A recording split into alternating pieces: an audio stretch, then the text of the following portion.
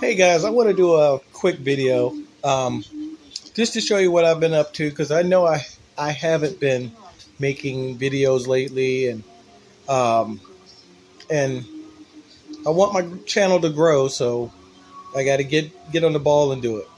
So let's start with the thing that it seems like nobody particularly liked. Um, the last project that I did online was refurbing my custom-made Doosan DL 450E or 450D or whatever it is. I don't think anybody liked that video for some reason, but I don't know. Whatever. I wanted to fix it anyway.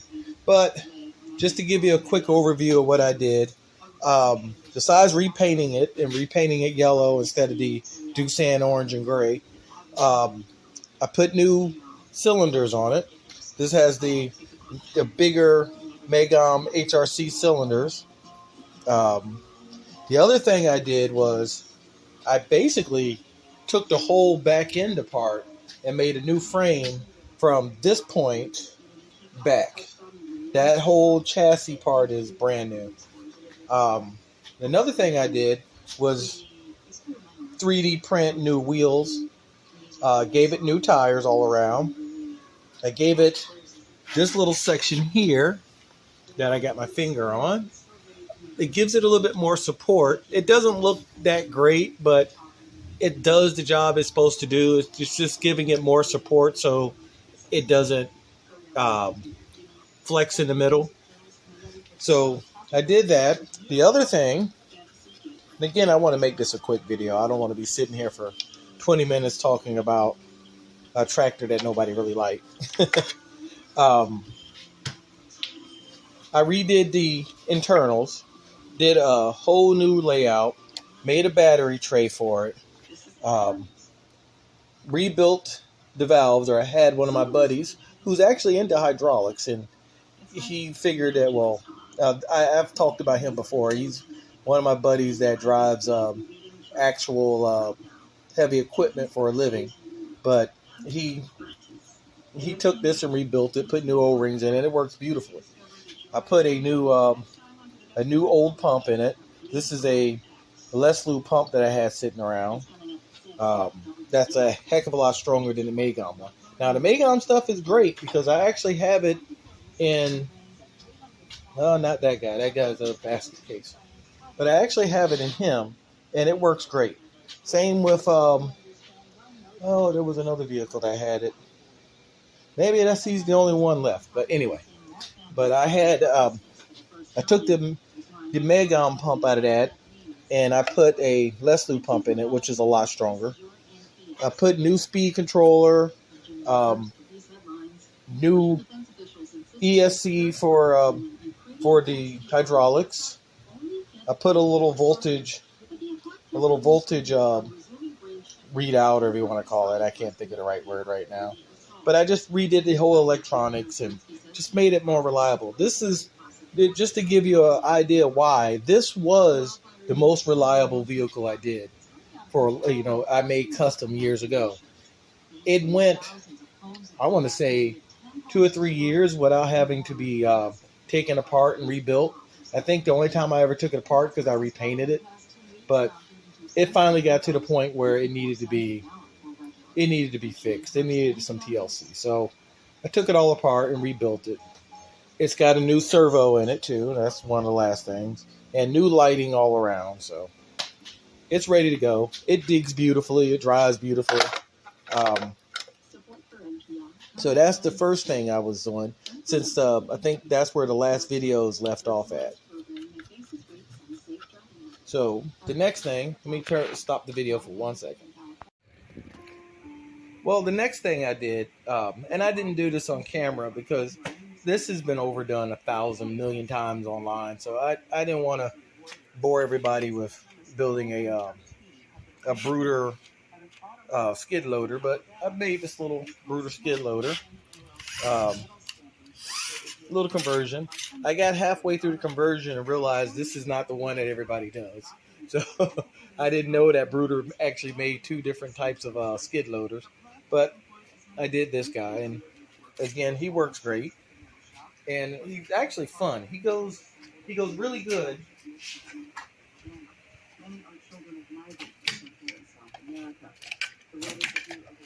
He goes really good paired with this excavator. Now, there's a video on this excavator, so I don't want to go into it, but he works really good paired with this excavator. And I think because they're 1/16 scale instead of 1/14, so they pair good together. And that's those two guys. And even with this he got a little bit of work done to him. This little cylinder here is a new cylinder. I fixed the leak that was inside of it. I redid the electrical system. Well, you can't see it because I got to take the top off. But I redid the electronics inside, so it's a little bit more streamlined. Not as much just random wires going everywhere. The only thing I need to fix, but I'm kind of lazy to do it, and it's kind of a pain. I need to replace this servo here because it's worn out. But that's for another time and whatever. And the other thing this got a new radio. It's now part of. I now use this radio with it, so it's a lot easier to drive. I can actually drive the tracks around, and it's a lot easier to drive. So that's these two guys. So let me just get these guys out of the way for you real quick. And the big one. Well, before I get to that one, let me show you something else I got. You guys know I have a 3D printer. I have this old Dremel 3D20D, and it's great. It's still great. It's reliable. I love it to death. I'm not knocking it at all, so don't think I am. But I got a new one. I got this is actually a VoxLab Aquila version 1, but it's got a lot of stuff that I modified it to direct drive. Oh wow, there's a lot of little things I did. I changed out the boarding tube to this high temperature, very slick stuff. It almost feels like silicone. I put a double gear drive feed line in it. Upgraded the firmware. Put a new glass table on it because the one that came with it broke. It actually was printing something, and I came out the next day after it was done printing, and the table was on the ground in pieces. So I don't know what happened, what got caught, but yeah. So I got that, and that's really what's been keeping me busy more than anything, is just trying to get this thing printing, because it's a major different monster than that guy. So that's what I've been working on more than anything. But I think I got it knocked down. I'm going to do a couple more test prints before I start doing anything big. So that's that. But the big one, and the one that everybody seems to love, is my my Double E Hobbies Volvo EC 160E. And I did a lot to this thing, so you got to bear with me. First thing, I put the Wurbox electric quick connect on it. That was a pain. Not so much because of the quick connect. I was trying to figure out a way that the wires go and back to the excavator. Another thing I did was add this light here, which just seems like a small thing, but it was kind of a mission. I printed out a bunch of buckets. I think you guys know that I made this bucket originally, and I made this one on that guy.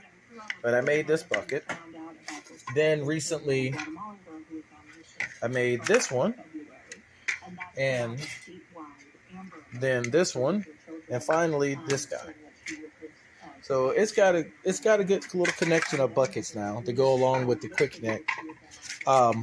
Another thing I did, which I'm not going to be able to show you without taking it completely apart, I redid all the electronics.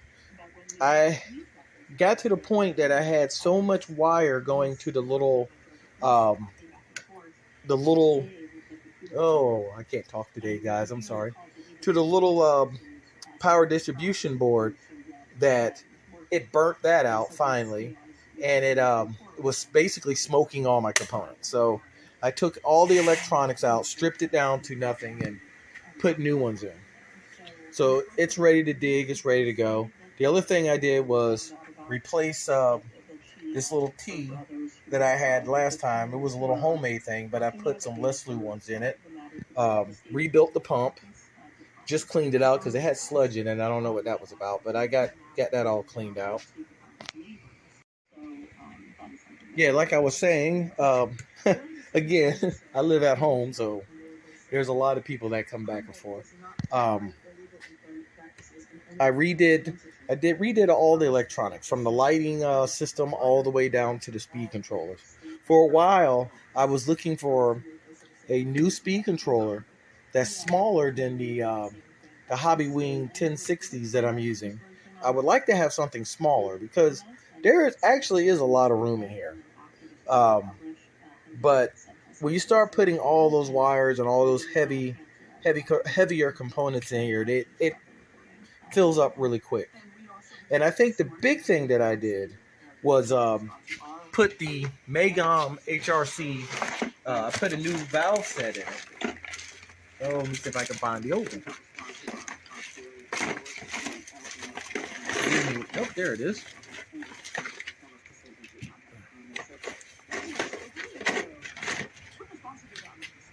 Okay, so I took these valves out, and I put a smaller valve set. Actually, it's the same valves that are in here, but I'm using the 4mm tubes instead of the 3mm tubes. But yeah, I put a new valve set in it, and you can see why when I put this up here. It's pretty big, so I wanted to do that. So I replaced that. And also, one of the reasons why I replaced it is the quick connect and a lot of the components that I want to use on this are electric. Wearbox makes they're starting to, I shouldn't say they make, but they're starting to make some components for this excavator, but they all are electric.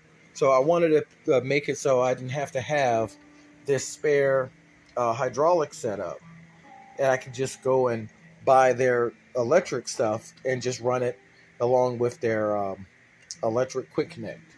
So that was the main reason. And yeah, like I said, that's what I've been doing lately. Hope this hasn't been a really long video. Now, I do have a question for everybody. What do you want me to make? I have a couple projects that I would like to make. One of them I would like to do is a 1/14 scale version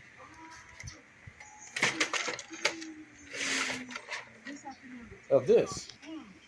This is a little tractor that I got from for one of the kids that my mom babysits, and he only used it once and never used it again. But I would love to make a 1/14 version of that instead of a 1/16. Even though this is really not that far off, but it's not exactly, the scaling is not right. I'm thinking it's actually probably closer to 1/14 because that's a 1/16 scale driver and she's tiny. But anyway, that's one of the things I wanted to do. Another thing I wanted to do was make a American buddy. Oh, sorry about that, guys. American buddy or counterpart to this truck. So that was another project, and the last project, but I already have 3 excavators. I was going to just rebuild this one and redesign it and just retire this old guy. So what do you guys think? Let me know. And whatever one seems to get the most replies is the one I will build. I'm actually leaning more to building a tractor like that because I've always wanted to build one, and I don't seem to find very many of them that are not toy grade or brooder conversions. So yeah, that's my next. Those are my next options for projects. So yep, I guess I'm done with this video, and I'll see you guys next time.